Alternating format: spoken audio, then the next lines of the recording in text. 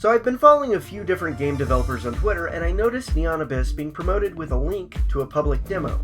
The screenshots and video clips caught my eye with its color choices, and I figured I might as well check it out. Neon Abyss is a roguelite action shooting platformer, in kind of the same vein as Enter the Gungeon, Binding of Isaac, and Rogue Legacy. It is a game that has randomly generated levels with randomly generated weapons and power-ups. Each level will have a boss room, a shop, and maybe a few other specialized rooms, but they are all connected to regular rooms, that once entered will lock the doors and cause a group of monsters to spawn and start to attack. Learning what each monster does based on its looks is the best way to start strategizing how to deal with the room. Some are flying creatures that will shoot, some are teddy bears with laser beams, some will drop attacks after being attacked, and so on. Looking at what sort of skin color monsters have will give you an idea of what sort of attacks they will have and what will happen after they get shot or stabbed. Luckily, the player character has infinite bullets and the opportunity to upgrade their weapons and themselves with passive upgrades and activatable items. These items are mostly found in golden Triforce rooms bought in the shop, sometimes hidden in chests, or rewards for defeating some enemies. The weapons are varied, but personally I only saw a few repeats during my recent playthroughs. These will have bullets that boomerang back, bullets that bounce, bullets that make a shield, bullets that charge up, and so on. I do wish I saw more of the big and colorful looking ones I saw in the gameplay trailer, but maybe I'll get lucky and I'll find them soon. The weapon upgrades attach to weapons visually and will automatically switch over to newly picked up weapon. These upgrades I didn't get too often, but the most common upgrades were for increased rate of fire, weapons damage, and how the gun shot, sometimes making the bullets split. The passive upgrades can increase the power of weapons, allow players to fly, have infinite key uses for a level, and then some will have stipulations. Like for example, the more shields you have, the more powerful your shots will be, or you can fly, but you will lose a heart container. Each of these upgrades will stack, and visually some hats will overlap each other in kinda stupid or cool looking ways. The activatable items I didn't really see that often, but they would do stuff like spawning a balloon so that players could fly around an area, or they would allow you to use money to spawn eggs, but the ones I did get consume purple crystals. Starting off, the purple crystal bar is full and will decrease when using activatable items or powering up transport nodes. The transport nodes will allow players to transport to any other activated node in a level to make backtracking a little quicker. Luckily, when I played, I usually had enough of the purple crystals since pickups were common. To get items or access certain rooms, players must keep stock of their keys and grenades. Keys are important for opening doors and chests, and the grenades are important to blow down walls, open stone chests, blow up enemies, and so on. But because they are rare, I try to keep them for special occasions, even if normally I accidentally explode myself or misjudge how a throw is going to go. Now I mentioned eggs earlier. These you find around the levels and are color-coded to help you figure out what they may hatch into. I say may because the eggs randomly will have the opportunity to hatch or fail to hatch. Once hatched, they are pets with different properties. It could be a rock that slowly spins around the player with the chance of blocking bullets, or a flame guy who sets things on fire, or a guy who turns hearts into shields. Basically, they are like the familiars in Binding of Isaac, but they also have the opportunity to evolve to be better versions of themselves, like the monkey who turns into a monkey king, dealing better damage. The other thing to keep track of are coins. They can be used in shops and vending machines, money spin wheels, roulette doors, fuel for some power-ups, and maybe possibly more.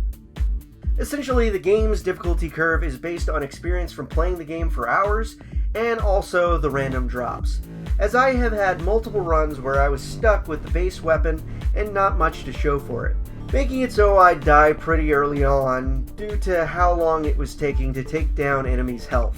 Then other times I was like a demon of death, flying around a level, shooting a spread of bullets, taking out enemies in seconds.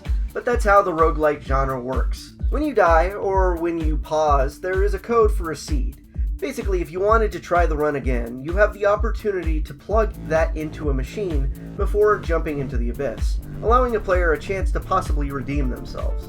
In the public demo, players have access to 4 levels and their bosses before stopping you, giving a screen asking players to join the community and to add the game to their Steam wishlist. This does not, however, prevent players from going back to the main menu and starting from the bar. The bar is a place players can go when they die, They wake up on a bar stool and are given a few options before jumping back into the abyss. There is a poster to the left that allows players to change out their character to someone they may have unlocked on the skill tree. The skill tree can be accessed by talking to the bartender. This is where players can spend tokens they receive from defeating bosses to unlock skills, characters, rooms, and possibly more. Right of the bar is a dance floor where a character can auto-dance for a while. Further to the right is a pillar where players can input game seeds. Then right before the abyss is a statue that gives the pray command, but nothing I noticed happens. When I first started, I used a controller to play, but after a while I felt I wasn't getting the accuracy I needed. So I switched to the keyboard and mouse and it solved most of my issues. The only thing that didn't quite feel right to me was the stiffness of the jump. Both on the controller and on the keyboard, it felt really stiff to get a jump just right. I would try to make a jump while going from a ledge, and sometimes it felt like it wasn't registering my button presses and I would fall instead of jump. This issue was fixed a little when I unlocked double jump in the skill tree. Right now in the demo there are 4 boss battles with some variation of color and attack depending on the game seed. For example, the fast food gods may change from yellow and red heads to yellow and gray heads, changing out what enemies they spawn. Otherwise, a boss will change its color just for looks. Each time you enter a boss room, the layout of the room may change, either making it easier for movement or harder to get out of the way, depending on how players like to play. These bosses can take a while if a player doesn't have the right upgrades, but after a while of play, they get easier to predict certain patterns of movements and attacks. There is more in the game I haven't covered, mostly due to the generated content, but there's also variation to chests, rooms with waves of enemies, a red laser door room I haven't figured out how to get past, and there's probably more I haven't even seen or forgot to include.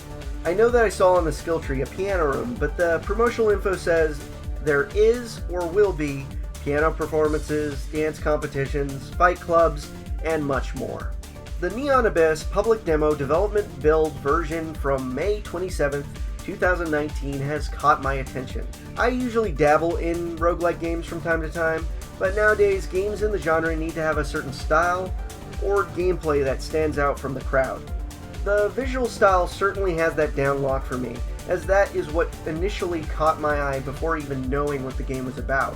The neon colors, as the title suggests, make environments and enemies pop, and give a variety whenever players revisit bosses they previously fought. The gunplay and variation with power-ups and enemies has also kept me coming back, wanting to play more. I do wish I would get new guns within the first level more often, as the standardized gun gets a little boring with its low fire rate and power.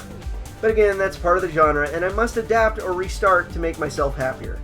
Right now, I cannot wait until the game releases, possibly sometime in the summer of this year for Windows and Switch. Down below in the description, I'll have links to the website and where to try out the demo.